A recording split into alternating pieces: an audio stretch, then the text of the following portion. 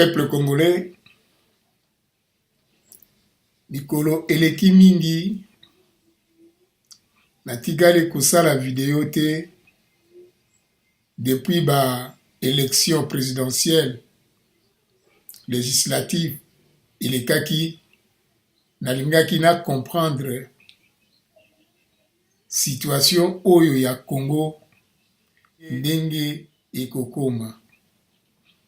Mais peuple congolais nazali vraiment déçu na ba situation ndenge ezali koleka na kati ya Congo.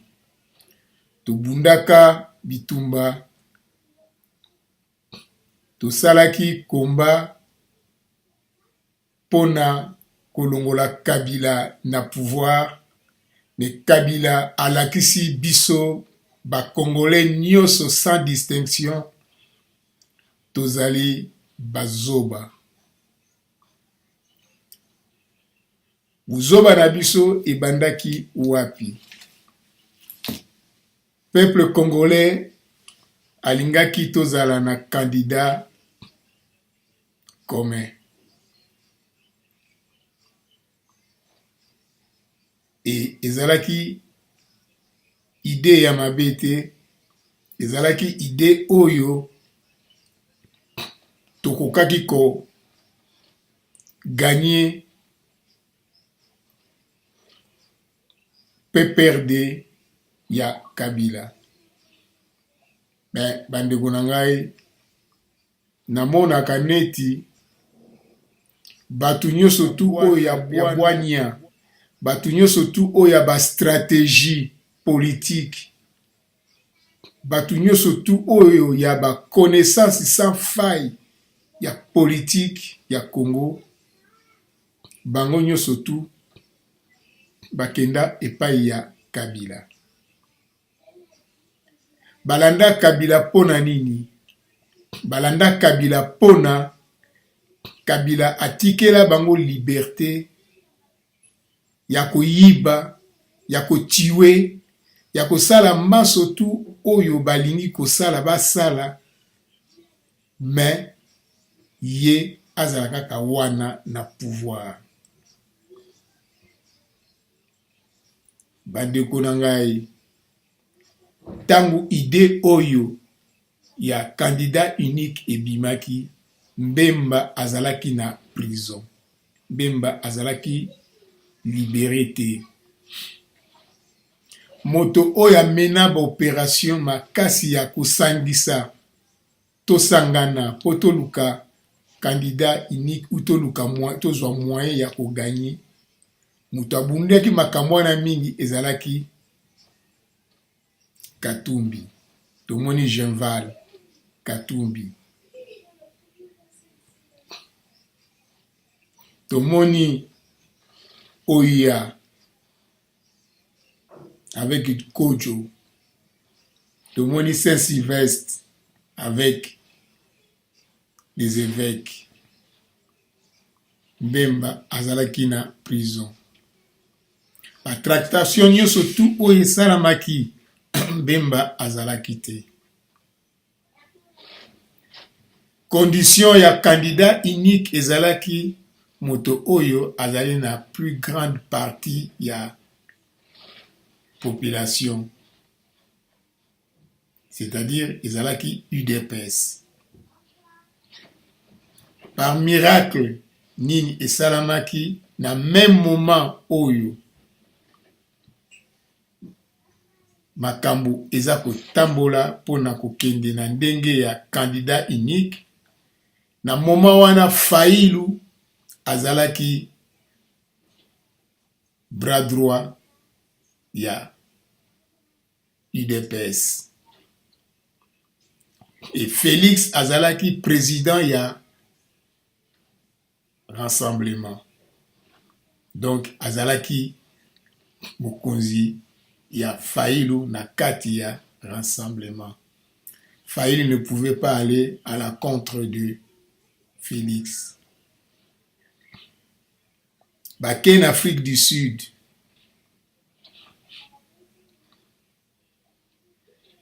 ba traité na Afrique du Sud ba ye sikoyo po ba conclure makambo na Genève. Avant yango Bemba ba libéré ye na prison.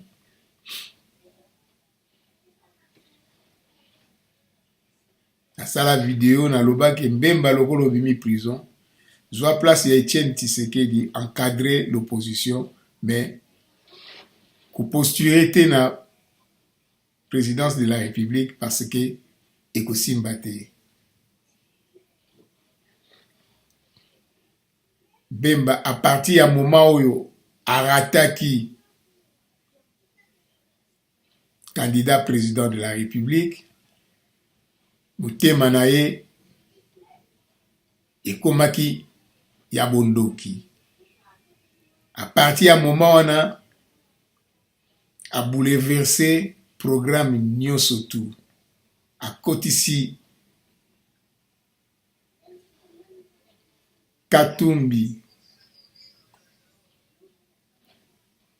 Fayulu,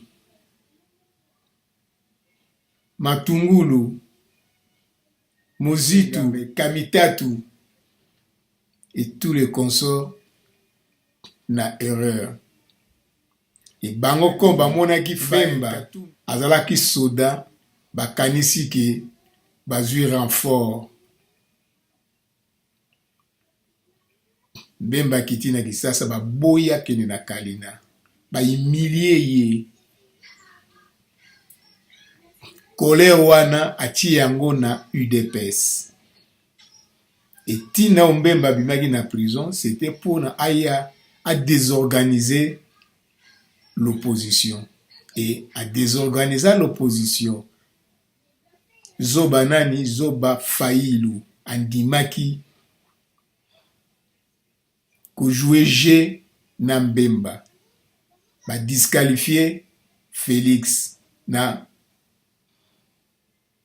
Kamere. Katu e Fayulu ayebi yango bien. Et si gazali wana. Ba manœuvre azo sala, tout ça ezali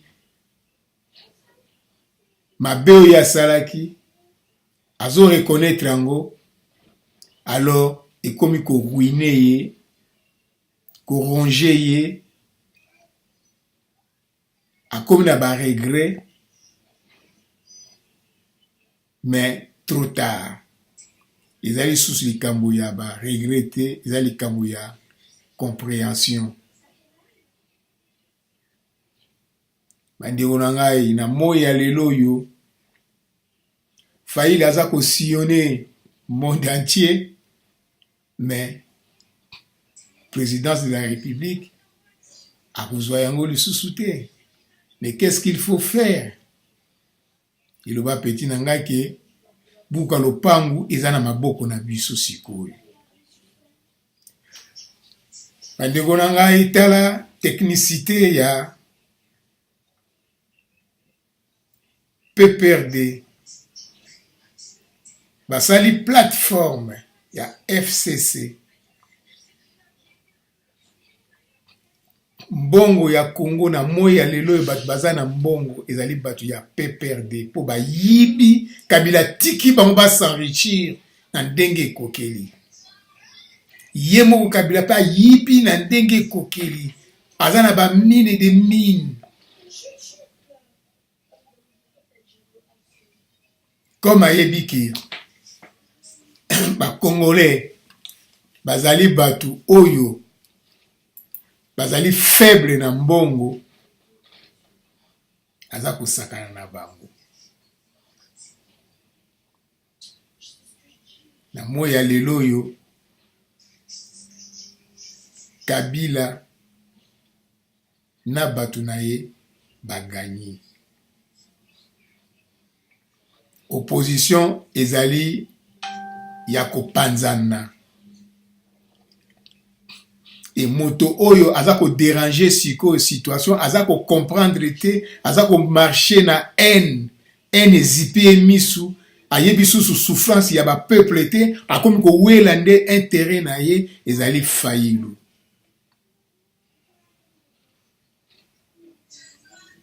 Aza ko désorganiser l'opposition. Akomi na ba biloba loba na ba intérêt moko ya ye moko personnel en plus sikoyo ba soi-disant ba combattant ya diaspora baza kolanda ye neti bangulu baza komona te bozalaka ba combattant pona kobunda pona peuple congolais. Bo comprenez que bomona ki yango bien que Kabila élection ekozala triqué. Et bah triqué en gros parce que Fayulu aloba qui a aucune élection avec la machine à tricher. Mais quelle élection avec machine à tricher? Et Bolingo soutenir Fayulu oyo a kende que élection à machine oyo ayeba qui a bien que ça machine à tricher. Et les lois ont dérangé la population. Na ba histoire ya pamba. Ce qui cap Félix azali nommé mais opposition ezala na simanaye pour pas empêcher à ça là bêtise ou à exécuter par contrat oyo basalaki mais ce qui ozo tambola siko na biloba loba ozo sala nini.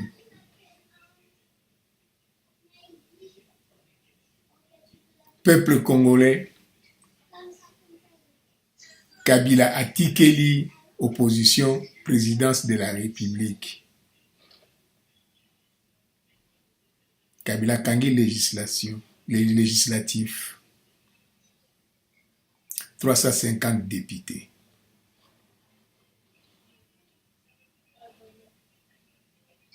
Kabila a kangi Sénat. Majorité na Sénat. Par gouverneur, 22 provinces. Atikeli bino 4 provinces.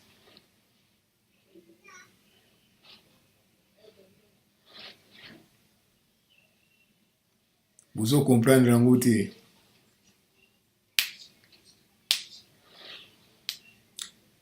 Yango na sali vidéo yo. On a faire comprendre bino bo vanda nye, bo tala yango bien. Boyoka bien bomo nango jeté bokena ba sentiment te. Félix azala nommé te a gagné l'élection te toyebaki biso nyonso ke l'élection ekopase na ndenge moko ya mayuya mutu nyonso ayebaki yango soki Félix azalaki na place ya Fayulu comme candidat unique ou commun, angaka subir le même sort oyo Fayulu a subi saki. Et Fayulu so bazaki na place ya Félix, angaki accepter ba condition oyo ba imposer à Félix. Et angaka travailler dans ba condition oyo Félix azali nango mais uni d'opposition bakoki ko privé FCC ba avantage oyo baza komona lokola baza na yango. Peuple congolais siko tout monde yango ke Congo tozali na ba politicien te oyo bakoki ko travailler pona intérêt ya peuple. Fayulu alingaki a travailler pona intérêt ya ba multinationale. Dans un document Oyo, ils allaient publier il y a 8 heures le 16 mars 2019. Document il y a Kivu Presse informe. contrat avec des multinationales, Fayulu et Lamuka seront-ils en mesure de rembourser leurs dettes? So tolobi que Félix asalaki deal na Kabila. Ezali penza gravité toki ko récupérer yango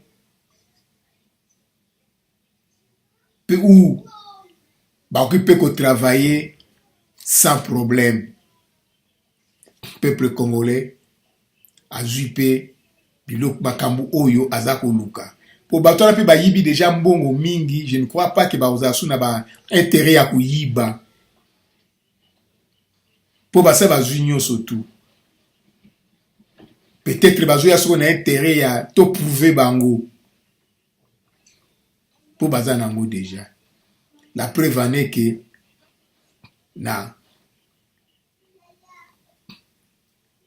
élection il y a sénateur, IDPS avec 12 députés,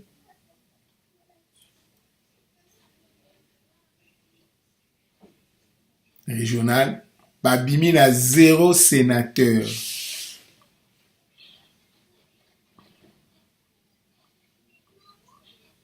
Babimi a 0 sénateur, donc c'est-à-dire que tout IDPS à partir de Kabundu à Kabundu, bazali corrompu.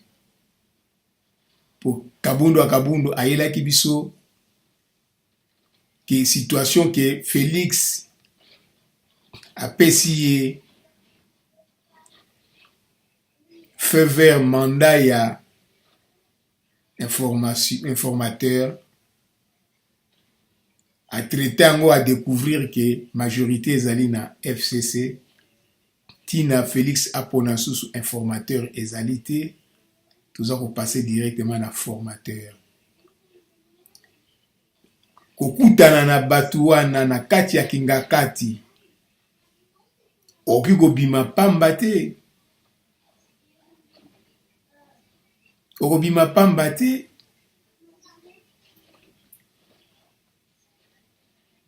Bakopesa yo ba moyen pour na bakanga yo munoko. Kabundu wa Kabundu azwaki ba intérêt. Na veille ya élection ya ba sénateur, ye moko na munoko na ya lobi ke avandaki banda soki 18h ti 23h na ba député wana a expliqué bango ke yo ko voter oyo, yo ko voter oyo, yo ko voter oyo, de telle sorte que babimisa au moins 3 sénateurs. Est-il vrai ou faux qu'il y a yepsaki bango ndenge wana? Et soka yepsaki bango ndenge wana, comment bakei babimi ba ye 0 sénateur? Est-ce que Nanga a joué sous ce jeu, a roulé bango? Peuple congolais,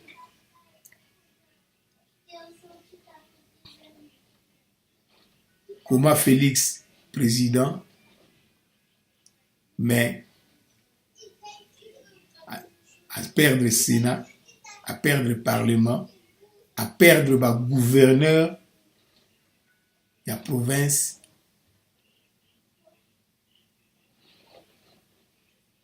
Et Fayulu a signé un contrat avec des multinationales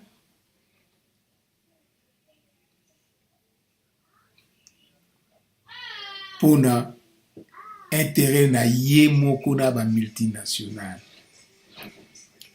Contrat avec des multinationales, Fayulu et Lamuka seront-ils en mesure de rembourser leurs dettes?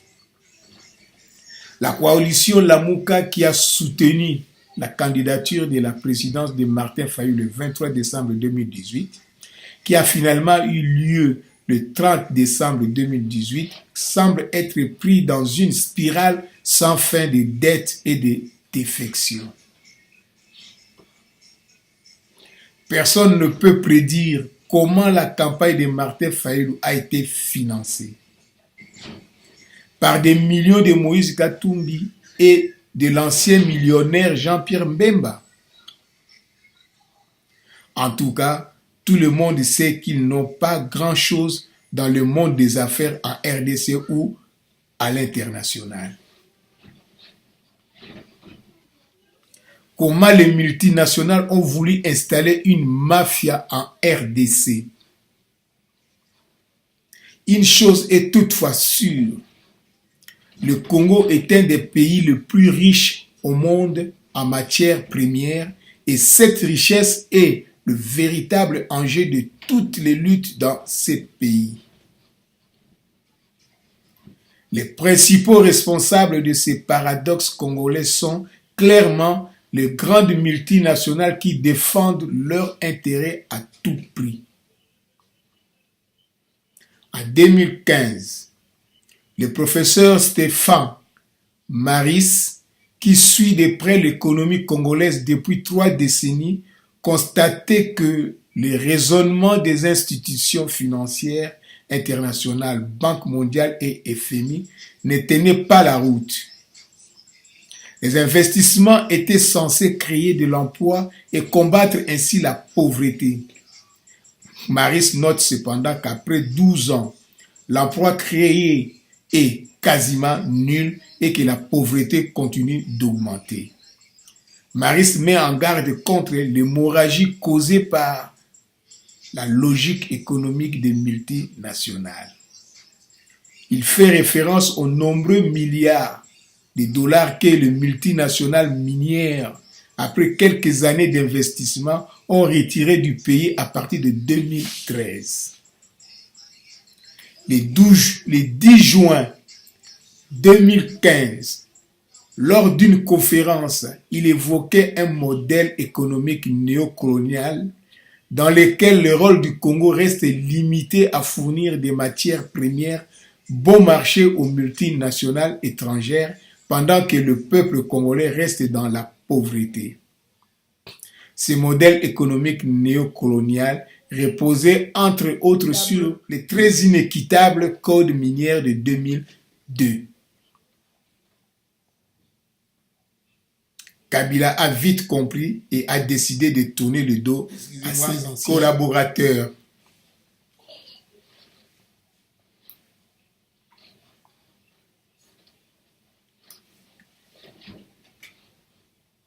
En 2009, les autorités congolaises dont on sait qu'elles sont traversées par différents intérêts ont commencé à négocier un nouveau code minier avec des multinationales. Toutefois, celles-ci n'étaient pas du tout disposées à diminuer ne fût-ce que d'un peu leur énorme profit.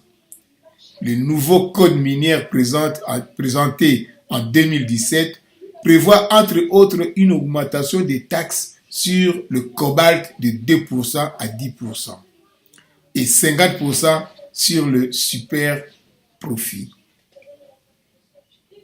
Les multinationales ne décolèrent pas et défendent leurs profits face à ces nouveaux codes.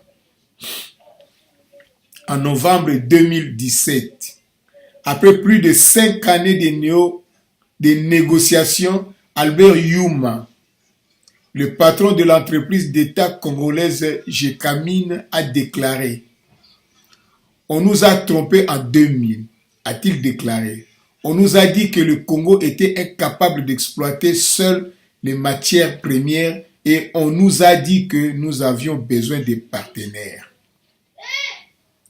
Selon Youma, en 2016, même avec les très bas tarifs fiscaux du code minier de 2002, l'État aurait dû recevoir 768 millions de dollars d'impôts de grandes entreprises minières et nous avons reçu 0. Vous comprenez?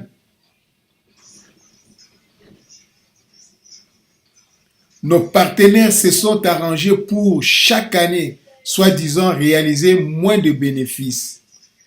Youma évoquait là le fait que, même avec le bas tarif du code minier, les grandes entreprises minières pratiquent encore l'évasion fiscale. Ça en complicité avec les Congolais. L'évasion fiscale ne se faisait pas seule, avec la complicité des Congolais.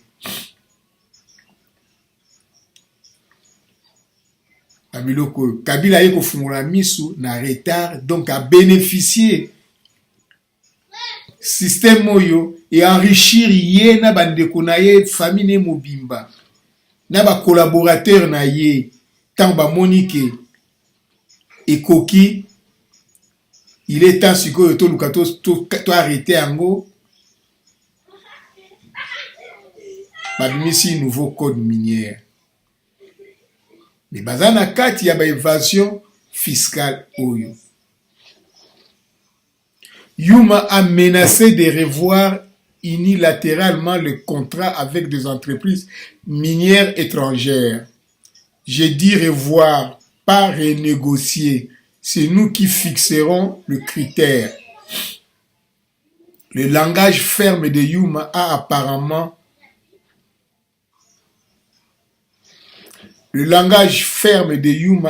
apparemment eu de l'effet. Durant les 6 premiers mois de 2018, les rentrées des États provenant du secteur minier ont triplé par rapport à la même période en 2017, passant de 295 millions à 864 millions de dollars. En même temps, le gouvernement congolais a continué dans l'élaboration d'un nouveau code minier qui a finalement été voté en mars de cette année et a été appliqué à partir de juillet. Mais les grandes entreprises minières ne l'entendent pas de cette oreille. Fin août, les 7 plus grandes entreprises minières ont fondé la Mining Promotion Initiative, une organisation qui affirme vouloir empêcher l'application de nouveaux codes. Pour les multinationales occidentales, la RDC est notre arrière-cour. Si cela va mal là-bas, nous serons les premiers à en être les victimes. Voilà, peuple congolais, situation na biso ezali claire. Situation ezali claire. Donc, si tu as problème, il y a Congo, il faut tous avec réserve. Il faut nous comprendre qu'est-ce qui se passe.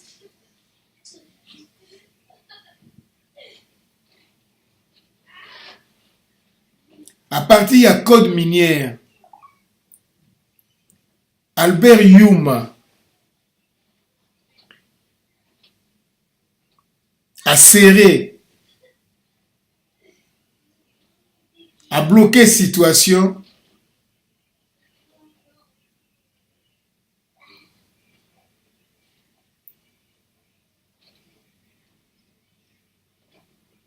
Les entrées des États provenant des secteurs miniers ont triplé par rapport à la même période en 2017.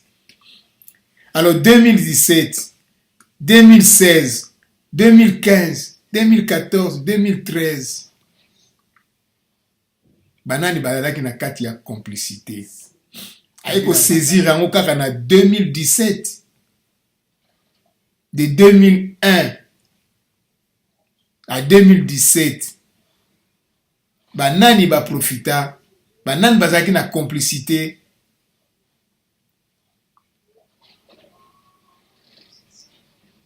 Situation ya mboka na biso ezali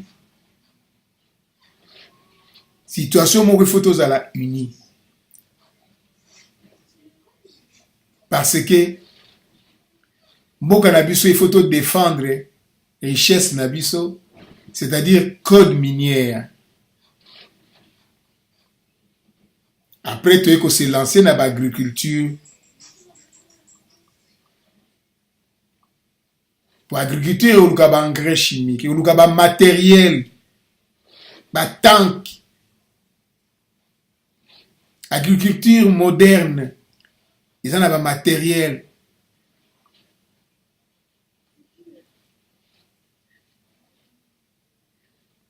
et provenance ya mbongo wana poto réaliser ba biloko wana tant tozali na ba mine na biso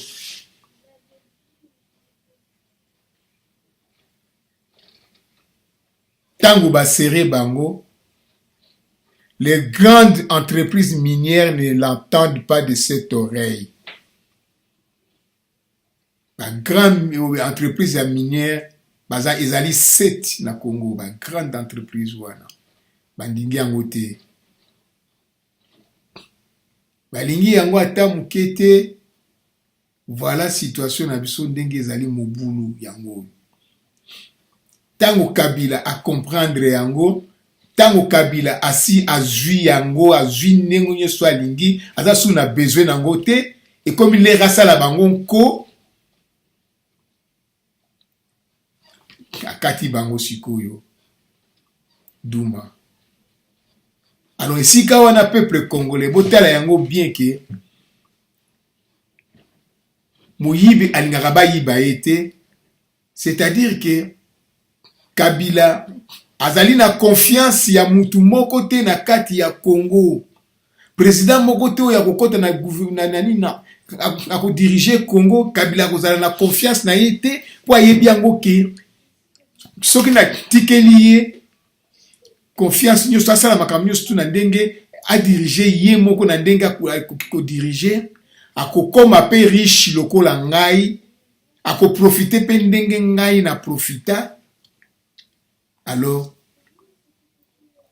j'ai Azako Sala, Azali entouré na ba avocat, ba maître, ba professeur, ou bazako travailler sikoyo pour na ye.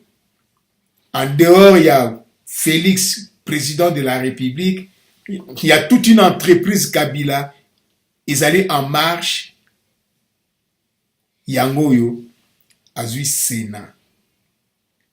Le plus dangereux à Sénat Zanini.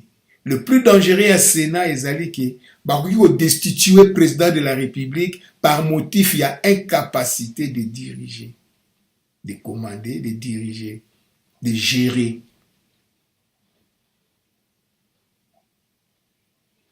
Et clé il y a déclenchement il y a situation des nini code minière. Quiconque a koluka ko revoir code minière oyo ezonga na méthode ya kala pour bamindele ba profiter nango. Kabila à côté les mela yango pe akiko beta coup d'état na yango. C'est pourquoi le plus important na Congo pour agir contre le président de la République c'est Sénat. Bakangi Parlement, bakangi Sénat, bakangi ba gouverneur nyon surtout, ba province. Donc c'est-à-dire que Félix ozali wana me bangonde mutu baza ko s'occuper na mboka ezali yote. Alors tant Kabila comprendre yango bitumba ekoti sikoyo entre Kabila Naba multinational. Alors, multinational sikoyo bangonde mutu babimisa Mbemba na prison. Croyant comme quoi que Mbemba zalaki soldat, guerrier, rebelle, alors que koya ko changer situation contre Kabila. Kabila bazalaki déjà une information ya Mbemba tant komi na Kinshasa ba futi les 10 ans na ye oyo ya sénateur asalaki na prison mais ba humilié que okoma na kalina te yali site présidentiel sambola na pas yon solingi mais kalina okoma ngote akena ba Équateur ba nini tout ça là. Mbemba zongi pa boye a commis réfugié politique. Baye kokosa Fayulu. Mutazalaki un vrai combattant. A perdre le combat na ye. Et voilà maintenant, et comme c'est une question, il y a multinationale. Mais les grandes entreprises minières ne l'entendent pas de cette oreille. Fin août, les 7 plus grandes entreprises minières ont fondé. Na fin août, 7 grandes entreprises minières fondé sikoyo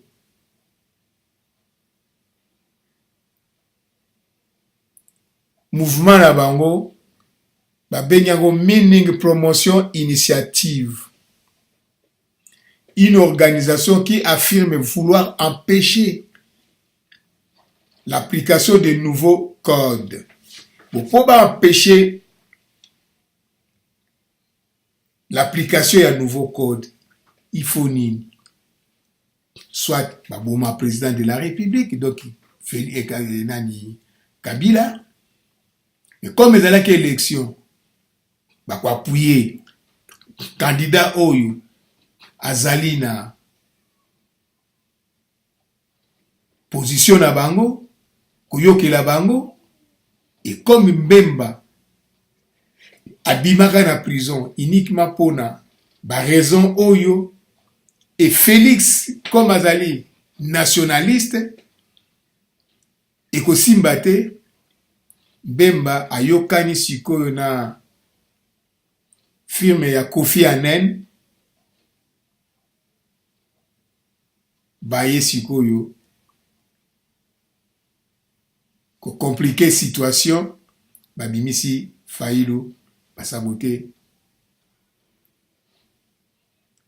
Félix likambo wana et désorganisa l'opposition boza kolanda ngo ti lelo yo opposition ezali désorganisé, ezali unité, ezoko pesa avantage na bakabila yango boza komona yango.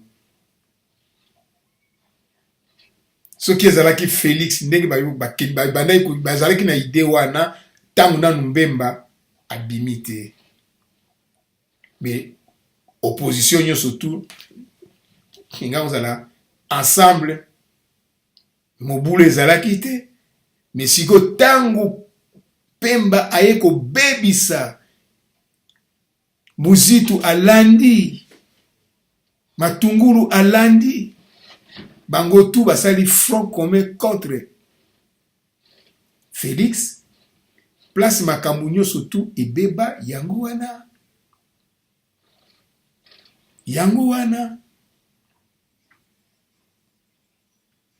Genève, début d'un putsch entre Lamouka et les multinationales. La raison pour laquelle les politiciens occidentaux veulent garder la main au Congo est évidente. Le 13 avril 2018, Alexander Degrou déclarait: la dernière chose que nous devons faire en Europe, c'est tourner le dos à Kabila. Parce que d'autres partenaires prendront notre place. Un peu plus tard, il justifie l'ingérence permanente de la Belgique et de l'Europe en RDC. C'est notre arrière-cour. Donc RDC, il y a dit derrière. Donc arrière-cour na bango. So kinzalo ke na simandaku ubuki.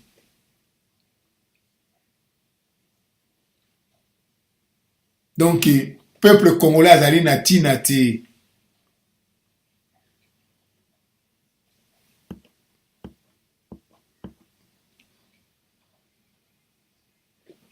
Si cela va mal là-bas, nous serons les premiers à en être les victimes. Voilà, peuple congolais. Maintenant, Fayulu a signé qui yango yo Fayulu liboso ya table aza ko signé ba entouré ye na les 7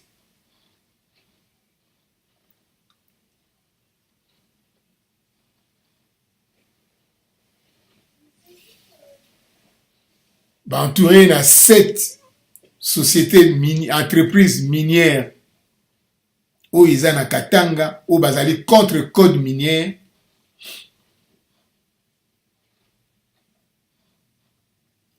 Et maintenant bako poser question,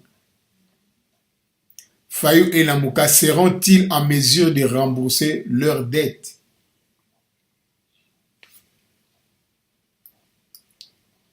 Voilà, peuple congolais,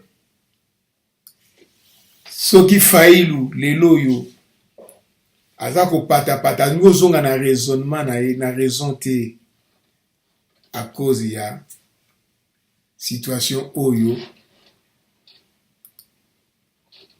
Fayulu Bemba bakotaki na COP na ba multinational et ba Kabila ba comprendre yango. Voilà problème ya Fayulu na ba Kabila ezali esika wana. Alors maintenant Félix Dengazali wana problème na ye ezali ke bako empêcher ye na ba grande décision nyonso tout oyo ekozala na avantage ya ba Congolais po ekolakisa ke bango basalaki bien te, yo ndo olingi osala yango, yo leki bango. Voilà esika mobulu ezali. En conclusion, ndenge na ngi naloba so napesa conclusion na ngai, à partir ya moment oyo Félix azali na parlement échappé ye, maintenant le parlement échappé ye te, tolingi Félix abimisela biso un informateur.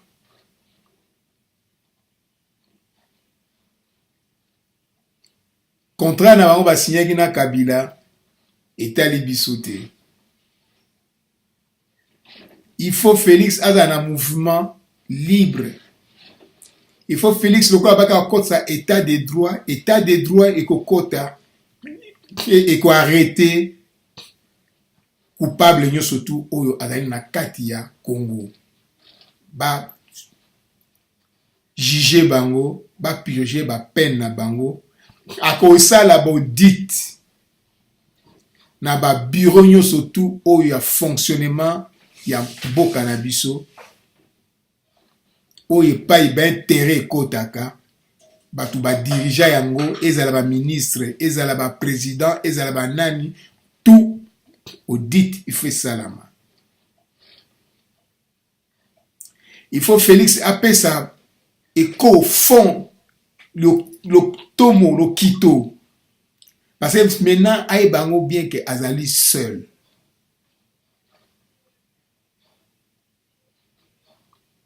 IDPS est lâché.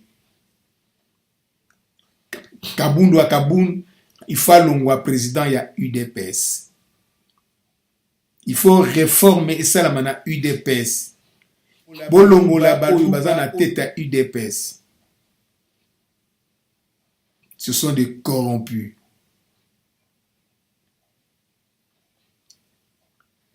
Deux, Félix, il faut avoir une décision forte. Nanga l'élection mususu akosala ezalité l'élection yostu c'est salami. Alors à partir de l'élection yostu c'est salami, yé azali président de la République, il faut supprimer, suspendre Seni. Mais les mains ya sika bakota na Seni. nanga il faut passer na justice. Il faut tout ça la audit ya nanga. Il faut tout la richesse nini nanga azanango et azui yango ndenge nini akomi nango ndenge nini. Le bien mal acquis, il faut zonga na kati ya Congo to Hollande zango le bien mal acquis. Pour na Sénat moto nyonso tu oyo azali poursuivi, casier judiciaire ezali vierge, azali na en instance de justice, azozila ba condamnation na ye, mutu nyonso Union européenne, Amérique, États-Unis, tout ça bazali sanctionné, il faut ba déposer, ba disqualifier bango. Cour constitutionnelle, il faut ce que zali na Félixité longo la cour constitutionnelle wana il y a des magistrats aux président de la République aux magistrats il faut kokakozwa ba décision mususu yo moko changer cour constitutionnelle kotsa batuno na kati na moment moko soko sali yango même constitution et qu'on peut ça yo raison ils allaient protection pe ya constitution na biso.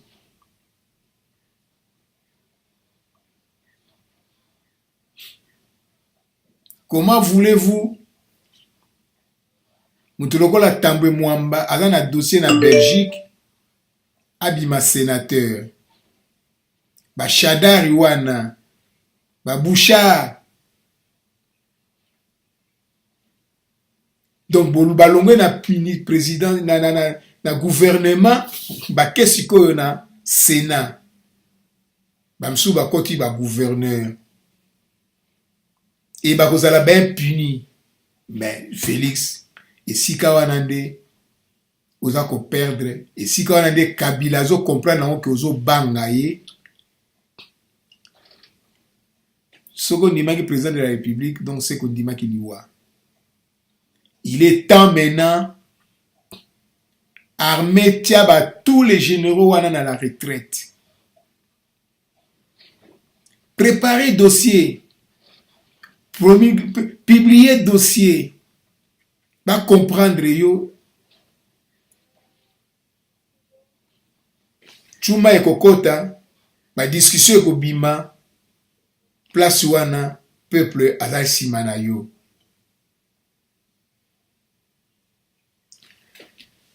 Yasuka na oloba procureur général avant élection ya ba sénateur aloba kike nanga a arrêté l'élection wana parce que soupçon ya corruption eza trop na kati nanga aloba kike PRG aza na droit moko te ya ko interdire ye akoke na élection na tina suka ake nango tina suka to moni yango sikoyo résultat nango UDPS 0 sénateur ya sa présidence Sénat za na tina suka to PC Sénat bakam to banosa na Sénat ko yeba ngote voilà tina nini ba empêcher yo ozala na kati ya Sénat alors pona yango semaine Tobanda, Félix, osa ko nommé informateur, mais pas dans le milieu na yo ya UDPS. Il faut informateur wana azala 100% yo. Akende na recherche ya ko formuler yo majorité présidentielle et puis a réussir ango. Et appliquer sikoyo constitution na biso elobi nini pono kuma sénateur et soki Kabila azali ko gêner alors il faut au libérer au livrer dans ces pays. Kabila a tué trop à côté de la impunité. Voilà, Félix. Ikamnengana lobana yo yango wana. Uza kulala Kabila zo mono neti yuma. Mais soko ozali yuma te, prouver que ozali yuma te parce que le temps yo zo lekisa uza ko perdre. Maintenant, au perdre le Sénat, au perdre le gouvernant, la province, au perdre le Parlement. Ce qu'on nomme pas informateur, FCC moutako nommé siko Premier ministre. Et la statut n'a pas lobby na Premier ministre.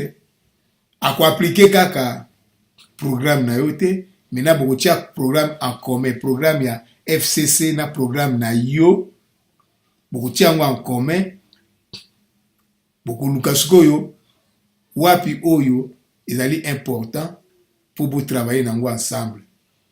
Na ndenge na ebeli FCC bako vide contrat na yo pe batiki o ya bango parce que ba mutu bana manette. Alors Félix, c'est le moment au prouver na ba congolais que ozali Pantente Mozali Tshisekedi Ingeta. Fayulu signe le contrat avec le multinational. Ça, c'est une preuve. C'est Fayulu qui est en train de signer. Mandegorangai, Bilongi Oyo Ezali Awa, Mbemba, Madame Bazaïba, Naba Oyo Misusu Ezali Awa, Bobosa na Yangote. Ce qui na décembre 2018 to perdaki ba élection pour ngai ba élection ezali tango législatif sénatorial ezali na maboko ya Kabila to perdre ba élection à cause ya Mbemba na Lamuka tango ba betaki putsch na bango contre Félix. Et pas makambutu ibeba yango wana. Alors, na Fayulu, il est temps à se ressaisir.